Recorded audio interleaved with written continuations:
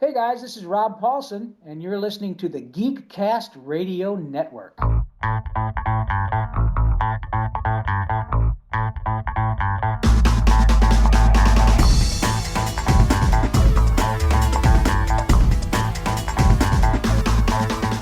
Hello and welcome to episode 203 of the Cinema Geeks. I am one of your Cinema Geeks, Optimus Solo, and joining me today is none other than Movie Revolt Dan. Hello. Hello, how are you? Good. I had to call you Movie Revolt Dan since we're talking movies today. But obviously you have been doing a ton of work since our last record or since our last series of recordings in the comic book world. Do you want to just spend a couple minutes catching everybody up on what you've been up to before we get into why we're here today? Oh yeah, sure. Yeah, you can find me on most stuff as Comic Con JRs on TikTok and Facebook and things of that nature. I guess if TikTok still exists, that's where we're talking about this and it's not banned. But yeah, I mostly just talk about comics, reviews, all that good stuff, and you can find it there.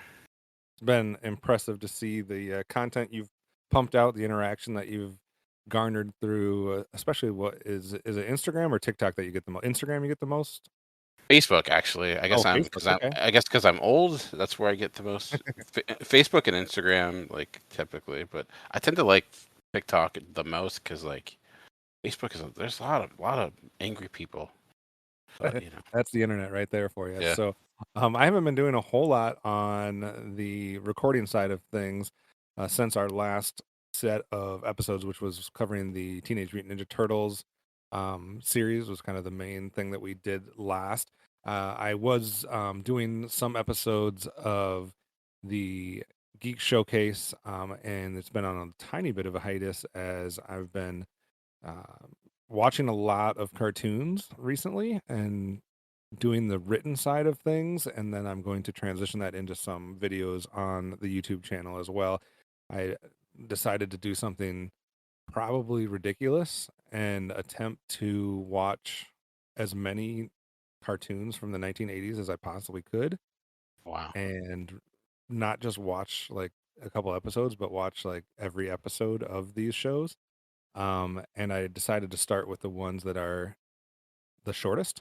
So like there's a few out there that only aired like one or three episodes, and currently I'm in the group that aired 13, which means it aired for one season on Saturday mornings.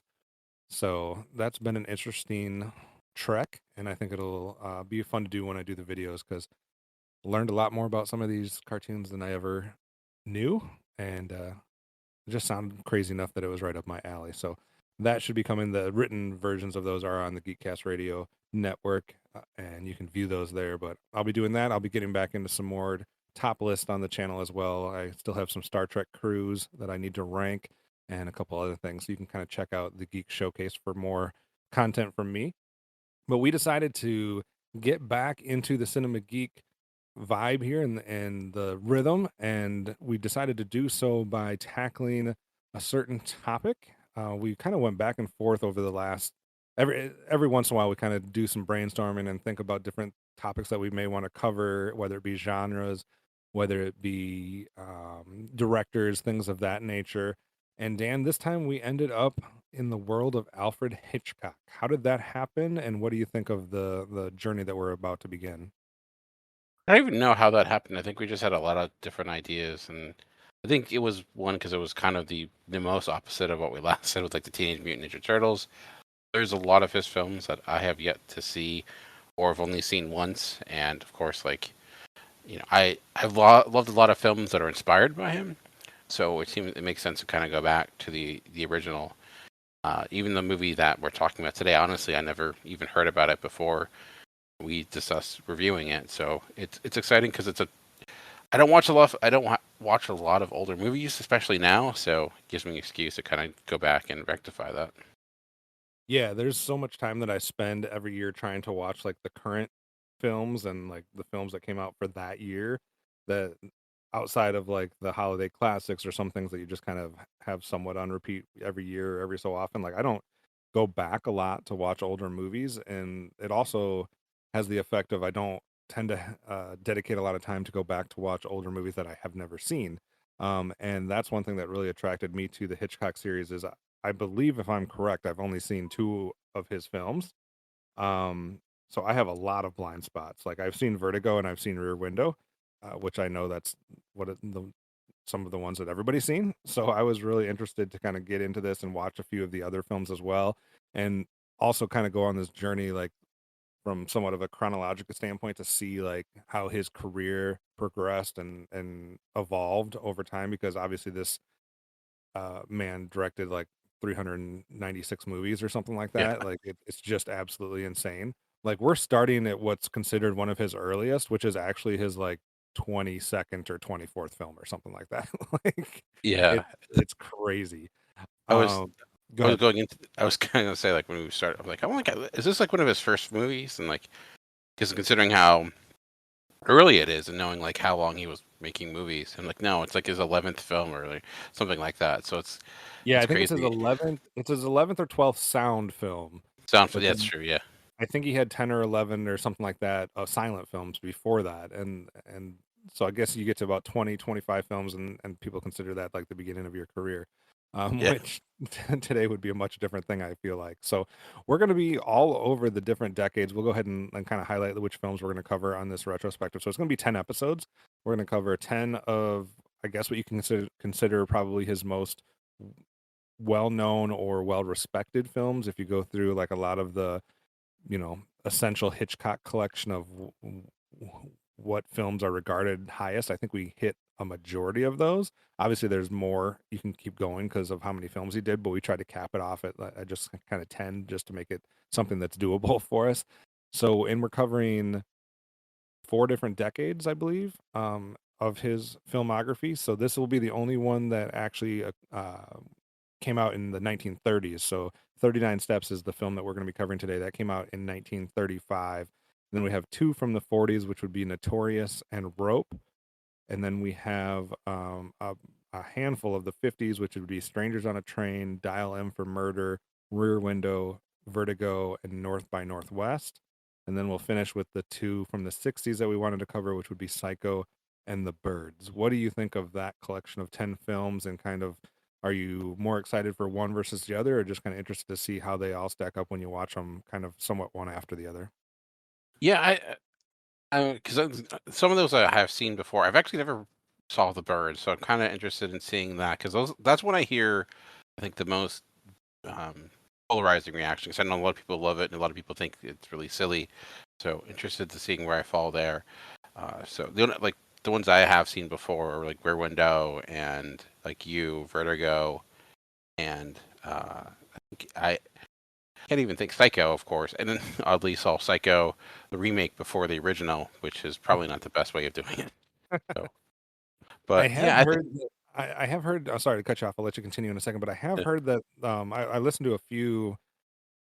I don't know. I had some time. I do a lot of driving nowadays for my job, going in between different places, and so I listen to a lot of podcasts. And I listened to a podcast that did a review on the 39 Steps, and they made a lot of comparisons or connections, I guess, to North by Northwest.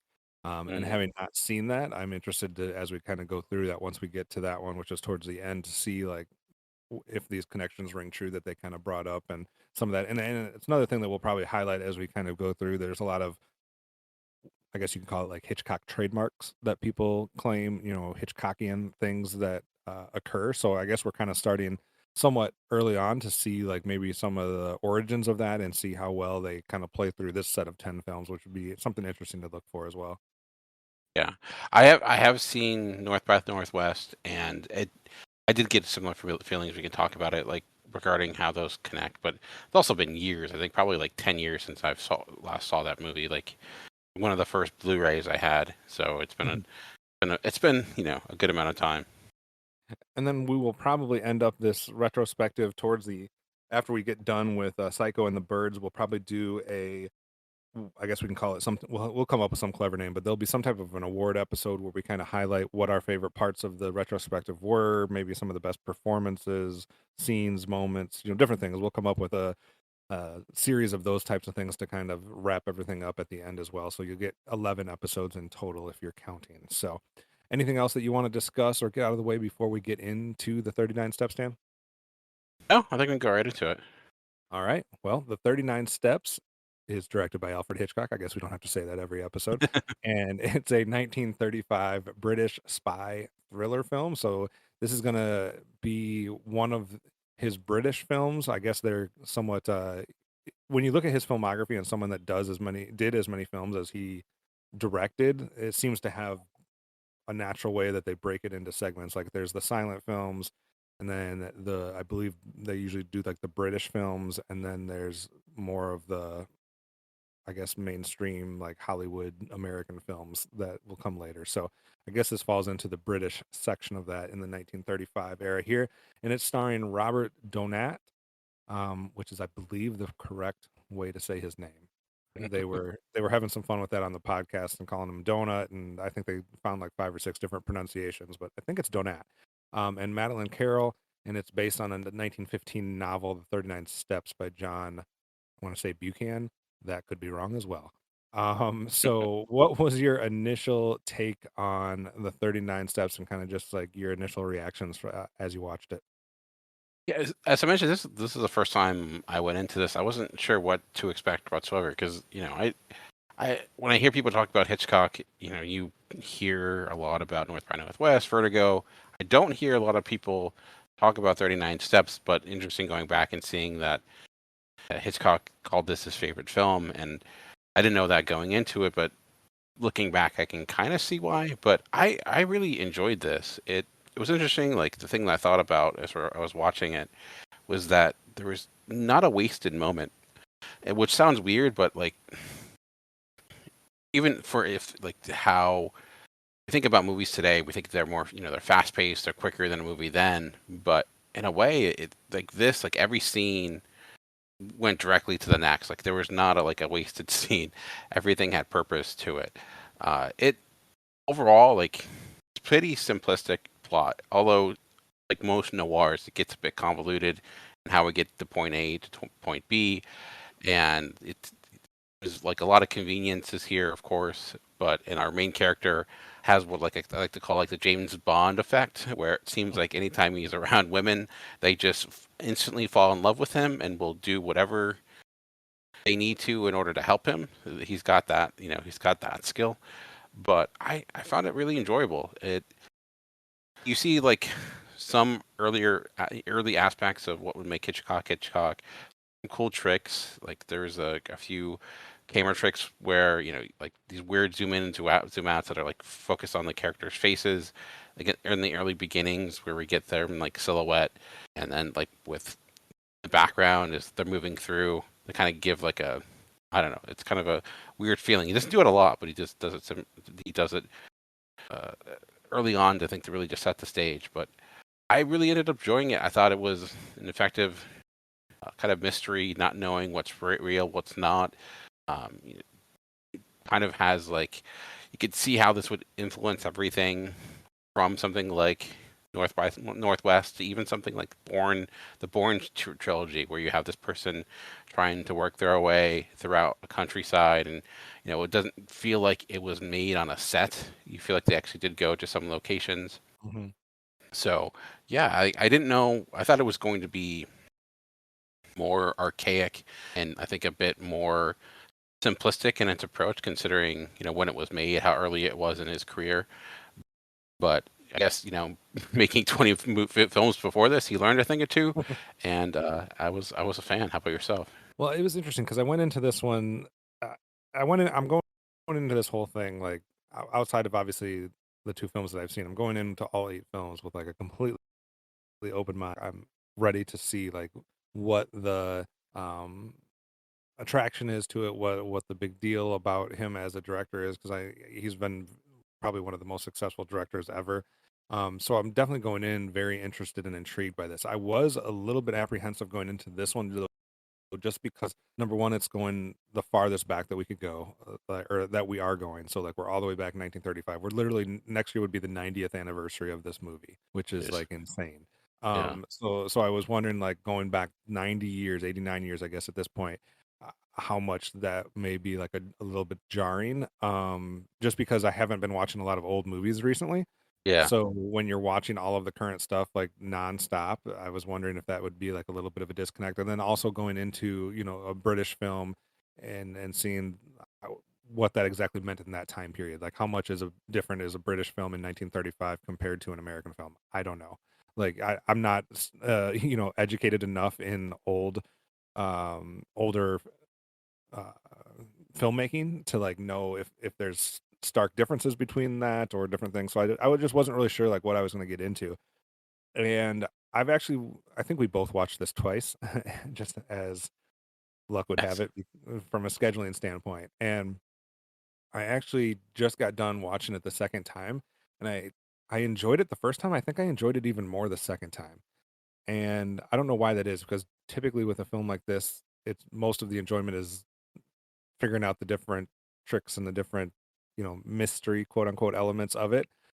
But even knowing how it was going to go and whatnot, I just was able to enjoy the film even more, I think, the second time. And one thing that you kind of alleged to or kind of hinted at, I 100% agree. Like, I'll equate it to baseball just because that's something else I know. A lot of times in a baseball game, right, you're watching and there's the occasional action, like there's the big hit or there's a play, and then there's downtime. There's like the time that you can go to the concession stand, or there's the time that you can have a conversation with somebody next to you, or just kind of enjoy the scenery, and then you can pay attention again like a minute later or 2 minutes later, whatever the case may be. That is not what you're going to do in this film. Like, I didn't find any downtime. Like, it is quick.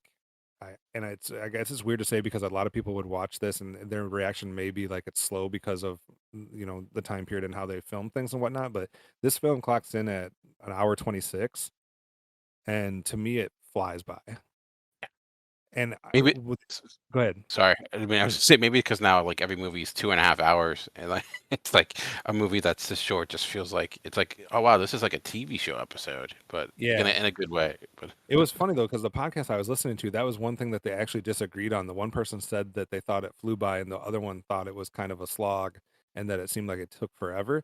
And I just did not pick up on that. Like the first time I watched it eh, was, I was taking everything in. The second time I watched it, it was as if I was remembering scenes from the first time, but I expected them to take longer.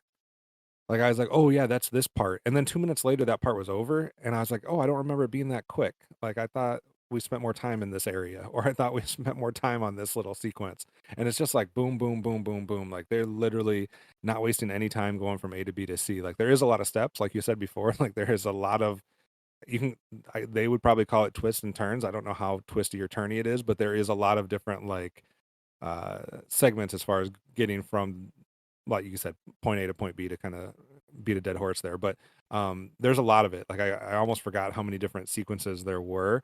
But the thing is, like, I didn't find any of them to be like the downtime. It wasn't like, oh, this is the sequence that there's going to be a bunch of dialogue and they're going to explain a bunch of stuff and I can kind of like somewhat pay attention. It was like it was important stuff and it was action and it was happening at a rapid pace. I thought so. I really enjoyed that actually, and I wasn't expecting to see that as much.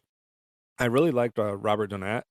Um, I thought that he was a likable actor, a likable character, performance, whatever. So that kind of drew me, since I think he's in every scene. I don't think there's a scene without him, hardly, is there?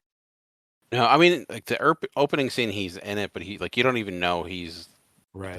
the main character because at first when because I didn't do I just went in cold. I didn't know anything. I didn't know who Mhm. was who, so it was like he's kind of just in the crowd.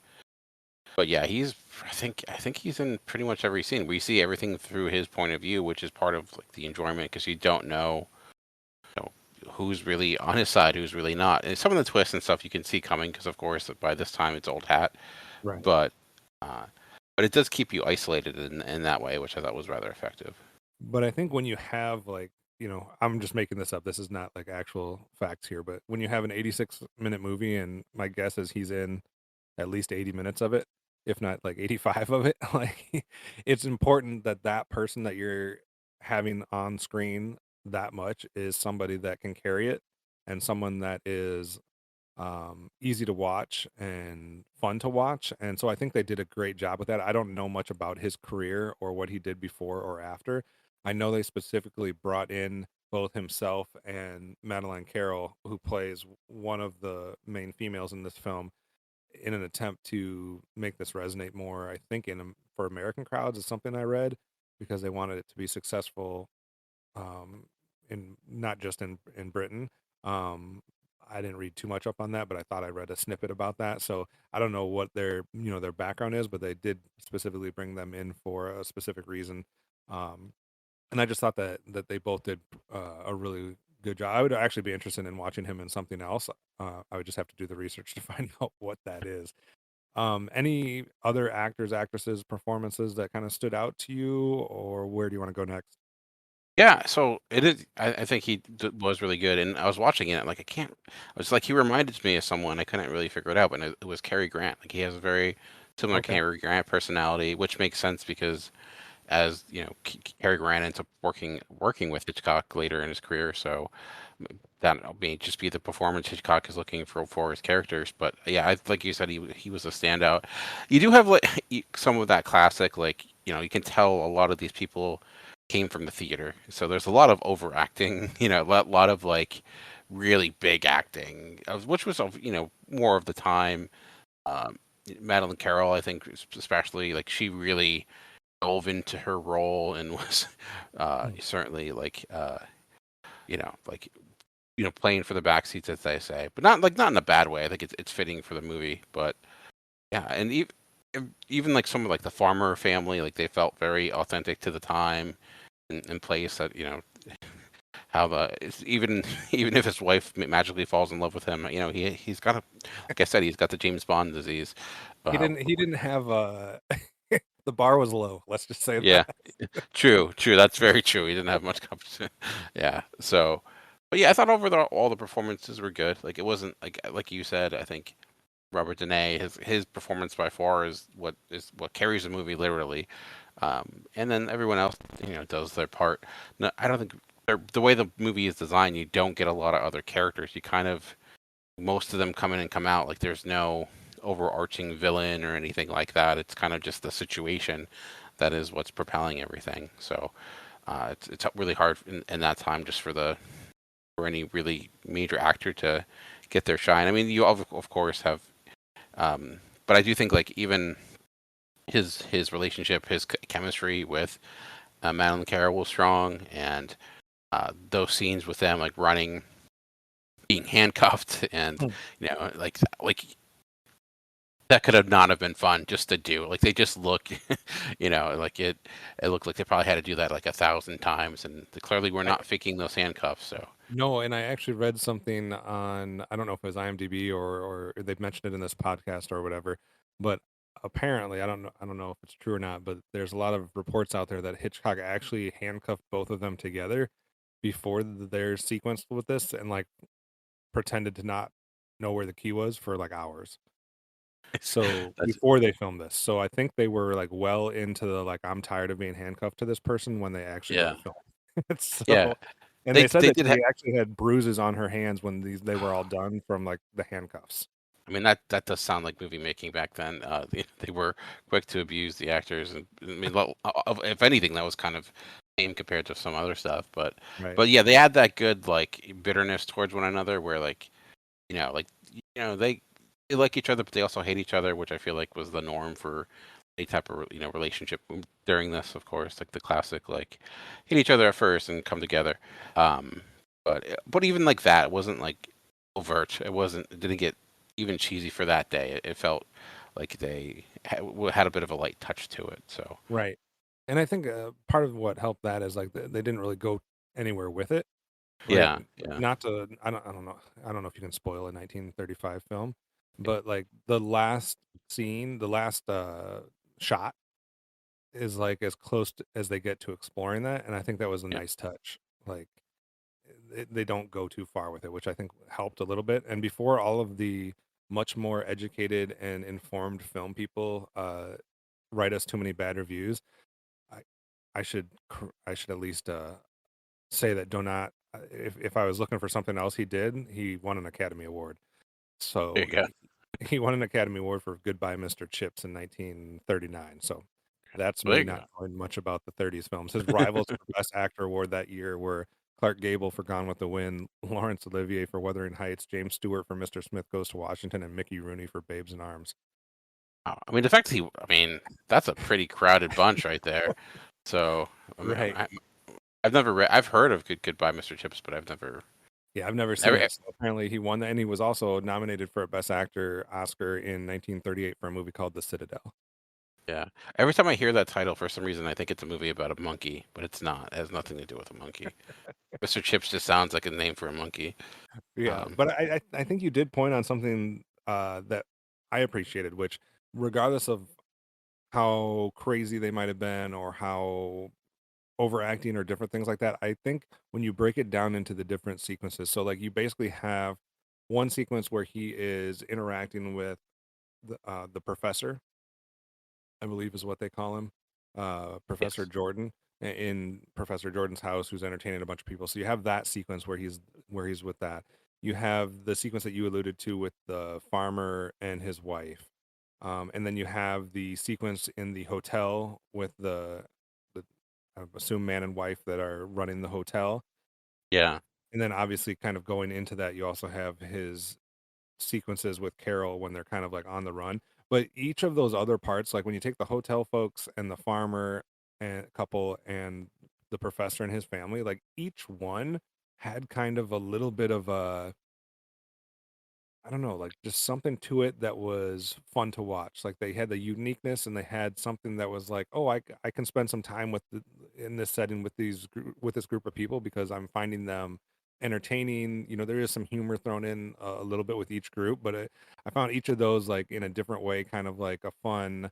It wasn't like one of them was worse or better than the other. It just like, oh, here's another fun like couple or group of people that we're going to interact with. So I thought that was kind of interesting. And then Yeah. of course you have two different sequences in a auditorium type setting or stage type setting where you have the audience, which obviously you're not going to get like the one-on-one or like the real in-depth into any of those characters, but it's another sequence where you have a variety of people that are somewhat fun to watch and kind of see what they're going to say. So I thought each one of those different things kind of brought an element that was, again, helped it keep the pace and keep it entertaining and moving swiftly, because none of them were a letdown to me. Yeah, and speaking of which, I think like you mentioned fun, I do think there's like some actual good comedy here. You know, the scene in the hotel probably the best example of, you know, like it's almost felt like at times like a bit of like you could, if you were just walking on that scene, you think this was like a romantic comedy. You wouldn't necessarily Mhm. think it was a, you know, a whodunit chase film, but I think it you know it was able to hit a lot of different grounds and do each of them rather effectively. So that's certainly I agree with that, and it also makes me think too, because you know a lot of this movie is about like what's the enemy behind us, what's causing it isn't super clear. It's very like, you know, just this nebulous. Mhm. Some, you know, people, there's some secret society, something of that nature. Right. But also makes me think if that was at all tied to like the time, because I know this is 1935, of course. You know, you have Mhm. Germany doing what it's doing, and it's kind of um, spanning across the world. You know, you know, as we're in the brink, what, how many years? And 6 years until World War II. Right. But there is always that fear of, you know, internal strife. You know, a lot of those countries that fell because of those within kind of Yeah. fighting with Germany. And I wonder if like that was, it was never direct, but I do wonder if that was ever there, just like, you know, that idea that some of these, like Mhm. where this was coming from, because obviously you have this, is it this government, is it another government? It always made me wonder, like, is there anything meant as allegorical representation of what's happening, and, you know, the fear that may have existed at the time, considering what was happening around the world. I don't know if that's just me looking into Yeah. it and trying to see, but Oh, I'd that's wondered, just definitely, considering its time and place. yeah, that's definitely interesting take. And I do believe I read somewhere that that also kind of alludes to one thing that apparently Hitchcock does throughout time. I don't know if it's necessarily one of his trademarks, but something that he does from time to time in some of his films. They mentioned that there's a plot that involves a pretty major point of the plot that he keeps, use the word nebulous, but like very vague or very like Yeah, not fleshed out, not really like dissected. And I wonder if we'll see that in any of the other films we're covering. But I have read that that's something that he did a few different times, where there's like whatever you want to call it, the MacGuffin, or like the Mhm. thing that is driving the plot, but then it's also really never, it's the movie's not about it at all. Yeah. Like it's Yeah. a thing that's driving the plot, but the movie doesn't really care as much. Like so this one's basically like plans for an airplane engine.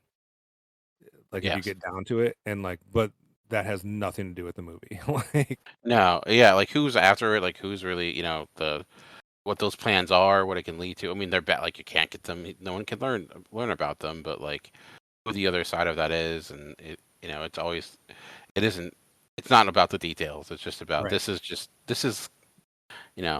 what's background. driving it, and let's go from there. Which I think that leads into maybe an issue with movies today. Not to be one of like movies today aren't any good, but like I feel like people don't like that. There's often that like need for explanation, and like if they don't have that, you'll get like 1,000 YouTube videos about plot holes. When it's like, no, it's not a plot hole. It's just not explained, and that's It's just not, okay. yeah, doesn't need to be. Um, Yep. Did you see yeah. anything else that was anything that you identified that was maybe like had a Hitchcock fingerprint to it that existed in this film that he's known for, or that you've seen in a couple of the other films you've seen from him? Like I mentioned, like the relationship to North by Northwest, which has a lot of like foot chases, like a lot of these consistent long chases where we get that shot in the field, and because of course you have that classic scene in North by Northwest with the airplane. We don't get that here, but you at least get that like really pulled back shot where you see just um, him running off and it really staying consistently there. So I don't know, like shot wise, if it's similar to North by Northwest, but just the concept of that moving, or just like the constant like you're never safe. Like Right. no matter where he goes, there's someone there, and like even when he thinks like this is like, oh, I'm finally with an ally, that is not Hmm. the case. So that reminded me of that as well, where there's always like that next step. Like everywhere he goes, there's a new challenge that he has to try to overcome and get by and get away. It's just always, he's on a bridge he's you have like that opening, not the opening, but the train station scene, and then he's on the train, and then we move from the train to the bridge. It's just that constant moving from one place to the next. Mhm. All and no matter like these have to be like the best cops ever, because like the way they're able to like follow him from across the the country is like rather impressive. But again, like that's what reminded me of North by Northwest, is just that constant movement from one place to the next, Yeah. which I think was a big part of why I think it worked for me. I think another thing I read that is something that comes up from time to time in a Hitchcock film is having a main character that's I believe most of the time male, that is kind of finding themselves in a situation where they're innocent but on the run, Yeah, yeah, or something of that nature, like in that realm where you're trying to like either clear your name, or you're trying to get away from something that you didn't necessarily do, or something like that. I've heard that that's something that comes up multiple times in his filmography. And yeah. then the other one was, there's always this like the Hitchcock blonde is like a thing, like a trope or whatever. And one of the articles I read on this film says that this is kind of the, I don't know if it's 100% the first, but they claim that this is the first one of those, or kind of like the foundation of what becomes that is Madeline Carroll in this film. So I don't know how many of the films we'll find that have the Hitchcock blonde in it, but I guess this is one of the Yeah. original. Well, you think of of course, just Psycho at the top of my Mhm. head and stuff like that. So I could see that for sure. What about obviously we're dealing with the technology of 1935, right? And the filmmaking mechanics that goes with that, and all, especially for people that are used to watching newer films. Did anything stand out to you that was interesting, or that kind of you weren't expecting, or just kind of you saw and took note, like a mental note of something that was like s- just something you didn't expect that you're seeing, that's like a sign of the fact that this is done in 1935? One thing that caught me off, and I mentioned it in the beginning, was like I don't even know how to properly describe it, but it's like we get um, the the focus is on the one character that she's kind of explaining what's happening. It's just her face and silhouette, Mhm. and then it's over top of like a completely other scene, and that's happening. It's basically the back, just a background of someplace else, and it made me wonder like how exactly at that that time there was no computers, like what was the methodology there? It wasn't anything super complex, but it did make me wonder like filming basically having two scenes at the same time in a time and place where that wasn't physically possible. Like interesting, like Right. how they must have had a place to film in some way or something like that. It wasn't like a visual trick. It wasn't like she was standing someplace and they were trying to, just it was something where the film was laid on top of each other or something of that nature. I'm not sure how they did it, but that's what Okay. that caught me off guard a little bit. It was just like how they were able to accomplish that at that time. There was one other sequence that I noticed. I don't know how many of the early sound films did this, but it definitely harkened back to like the silent films because you see it a lot in silent films. Was they sped up a sequence of Oh the yeah, chase. So there's a time when he's running through the countryside or whatever, and the police are chasing him, and they definitely have it going at like I don't know, yeah, 2.5 speed or something like that yeah, compared to and one, and it was like very reminiscent of what you would see in the silent films.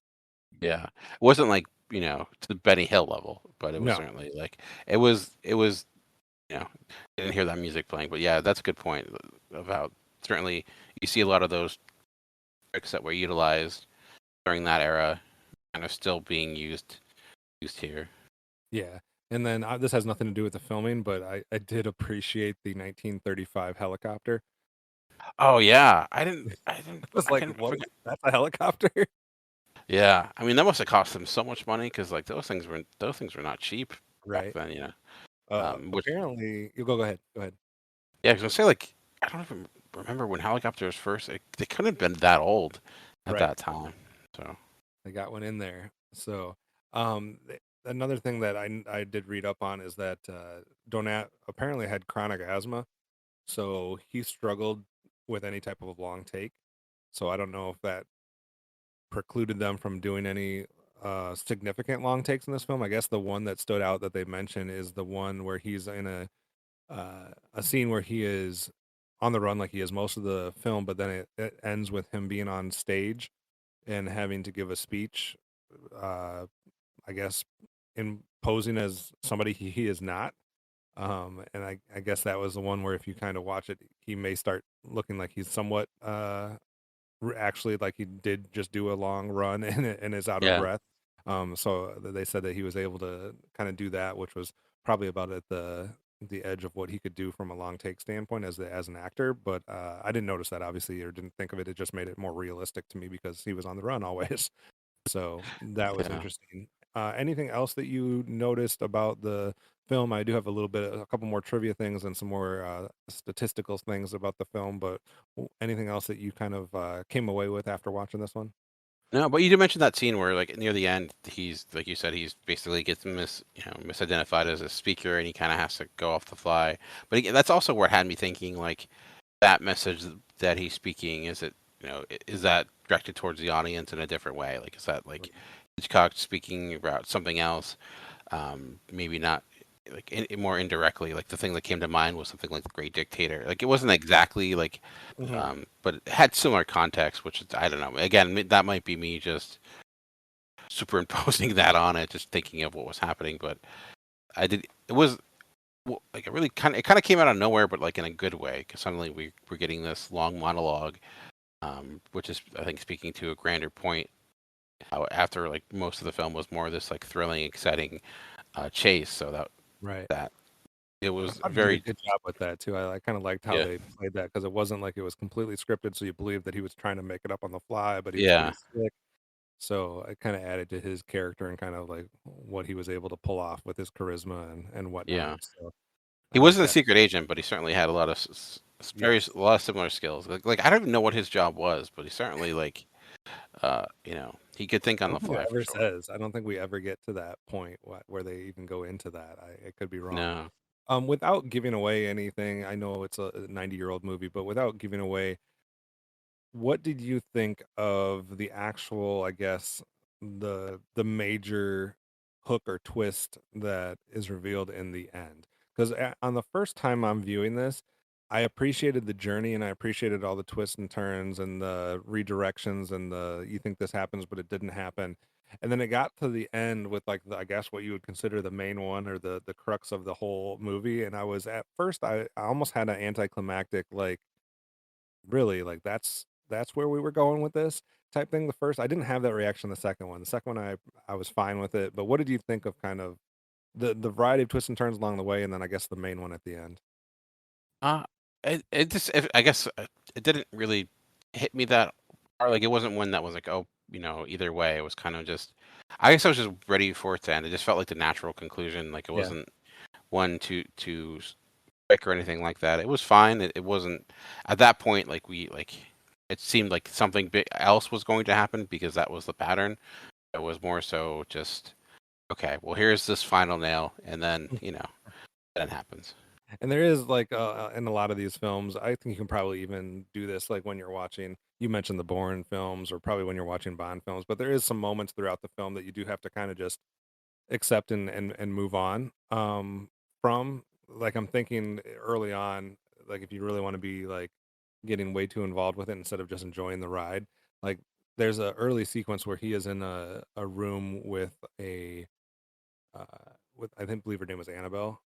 Um yeah, Annabelle Smith, he is the character's name, and he's in the room, and she has kind of alluded to him on what her role is in the story and kind of what information she has, and obviously people are out to get her, and I don't think it spoils anything that like she does not long for the movie, Hmm. but it's interesting to me like anything you would watch like if you watch like mob movies or mafia based movies or anything like that, like there's no chance he lives through that night. Yeah. Like so it's like there's some little things like that that you just have to just like bypass and just be like just enjoy the ride and keep going. There's a couple other sequences that are similar that are like, well, why did that happen or would that really happen? But like as long as you don't get caught up with that type of stuff and you're just like enjoying the journey, I think you're fine. Hmm. Yeah. um, And Go ahead. yeah, yeah, and I will say I do like how it does like kind of come back together, like that opening sequence that goes on for a while. Like you talk of with the Mr. Computer, Mr. Memory, Hmm. how it does come back to that. Um, and it does also leave you with a question of who exactly is behind this. And again, which makes me think like maybe they didn't want to say directly, but they wanted to like lead people a certain way. That's still not, it's not fully answered, but like you Right. can certainly connect the dots if you wanted to. Oh, I remember the other one. The other one was when he is with the farmer and his wife, and they're sitting down at the table, and he has just read a paper. Like there's a common theme of papers being, Yeah. at different sequences that he's, obviously on the front page or somewhere on there is like the story of what he's running from and things of that nature. But I find it real interesting that he's reading that paper, and then it's time for dinner, and he sets it on the table so that it's face up. Like you wouldn't have turned that so that's face down so nobody could read that headline. So like different things like that I found were a little interesting. So going into a little bit of the statistics behind this one, it was I don't know if it was a box office success because it said it was like the 17th best film at the British box office that year, which doesn't seem like a resounding success, but maybe that was good for that time period. I'm not sure. Like if something was like the 17th best nowadays, I don't know if that's considered like a success when it comes to box office. But from a like reception standpoint, from a critical response, obviously it's very well respected. I think it has like a 96% on Rotten Tomatoes, and it's on so many different lists, especially when it comes to British filmmaking and things of that nature, or when it comes into like the actual genre, when it comes into like thrillers or suspense noirs and things like that. So you could just do a Google search and you'll find that it's probably on like 100 different lists that different institutes or publications have done. So definitely well received from that standpoint.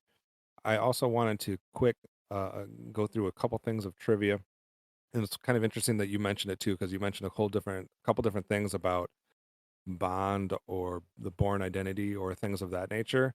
And according to one website I read, Ian Fleming actually was a huge fan of either the book or the movie or things like that. And he's quoted as saying that without Donat's character is named Richard Hannay, and Fleming said with no Hannay there would be no Bond. So apparently, this specific character was a huge influence for Fleming to create the character of James Bond. Is what I'm reading that as. I don't know how true that is, but that's at least one snippet that I got from there. You already mentioned that it's supposed to be one of, if not Hitchcock's favorite films, so I thought that was interesting as well. And Sigourney Weaver's mom is in this. Uncredited role, but it's one of the professor's daughters. So I thought that was interesting. I didn't know Sigourney Weaver had a mom that was in show business. So I guess like Hollywood, that happens quite a bit though. So anything else that you wanted to bring up about the 39 steps before we kind of close this one out? No, I would say one thing that's kind of crazy is how this is actually in public domain because they Yeah. forgot to renew the copyright. So that's why it's on like so many free sites. It's like I think I watched it on Tubi or one of those like free movie sites. I'm like, why is this Right. free? And it's because they've just forgot to renew the copyright. Maybe, which makes me think maybe it wasn't the biggest hit, but I do think it's one that is well regarded by a lot of movie fans. So if you wanted to see it, you can see it for free. And although Yeah. there are some, apparently because of that, there are a lot of DVDs released of it that weren't in great quality, but the Criterion channel and Criterion did put out like an actual good copy of it. So if you're gonna Yeah. watch it, make sure you're watching a good version of it that's not like poorly made. Right. Yeah, definitely you can get the Criterion Collection version. I was able to watch it on Max, which for some reason isn't called HBO anymore. But that's a different story. It's also mentioned in The Catcher in the Rye. I forgot to bring that up. It's in the book The Catcher in the Rye. They talk about the film. So that's interesting as well. So I think we started off on a good like first step here, Dan. Like I was worried about this first one especially. I'm feeling positive about it, and I think it's setting the tone for the rest of these 10 films. What do you think? Yeah, I like this one as a good starting point because it's like got a 1 foot in like in the beginning of Hollywood, 1 foot in what's coming up, and it makes it kind of a little bit in the middle. So yeah, and like I said, it's one I didn't know anything about going into it. So I'm some of the other ones obviously we'll get to are pretty famous. So it's good to get Right. one that was maybe on the lesser known side before we get to those. So in the wrap up show, I'm sure we'll be talking about like best actor, best actress, or supporting actor, supporting actress, things like that. Does anybody from this film have a chance to still be in the running for that by the time we watch 10 films, or do you think like the amount of like critical acclaim that some of the films have that we're gonna watch are gonna like squeeze it out? Yeah, I mean I do think I can't want to call him Donay, but he says Donut. How's it? I It can't says remember. Donat on the thing, unless I'm just being like super American and pronouncing it wrong. But I read a pronunciation and it was Donat or Dunat, Okay, one of the do two. that. Okay, however you pronounce his name. Like I feel like he certainly has. Like I said, I like he had a similar quality of like classic actors that I feel like he's going to be that template that we're going to go back to again and again. So Yeah, I definitely think he has a chance. And like you said, maybe even Madeline Carroll because if she is that setting the stage for the classic blonde for his films, maybe like this will be like you know the origin of a lot of what we'll see moving forward. right. There's a couple good lines in here too. I like the quote about it seems like it's been used a lot of different times where he says something along the this is a complete like butchering of it, but something about like there's 20,000 women on this island and I got to be chained to you. Like I feel like that's like versions of that line have appeared in a multiple movies over Yeah. the so I appreciated that as well. So an overall positive review here of the 39 steps. I think it's worth watching, especially if you're trying to go on this journey with us through Alfred Hitchcock's filmography. Like I said, next time we will be covering Notorious, I believe is the next one. And we'll see. That's another one that I'm going to go in completely blind. Dan, is that the same for you? Yeah, I'm pretty sure. I feel like a lot of those like noir films of that age, like I always like The Big Sleep and like all those. I'm like, I think I've seen it. I'm not sure, but I don't think I can't. I don't think I have. I think this will be brand first time I've watched it. If I watched it before, it'd be when I was like 10. So Gotcha. All right. So if you want to keep up to date with anything that we're doing, like Dan said before, search out the Comic Concierge on all the different social media sites. He's basically on all of them. So that helps. And if you want to keep up with my YouTube channel, that is The Geek Showcase, or you can keep up with all things Geekcast Radio related by going to geekcastradio.com, where you can see all the different things the network puts out on a variety of geeky and pop culture subjects. Dan, specifically, if someone was wanting to get in touch with you on one of the social media sites, what's the best way to do that? Yeah, I say just hit me up. I would think on any of the Blue Sky, Threat, all of them, just at Comic Concierge. You search that, you should be able to find me. Absolutely. And you can find me by searching out Optimus Solo. That does it for this episode of the Cinema Geeks. Tune in next time where we go one step further into the Alfred Hitchcock filmography.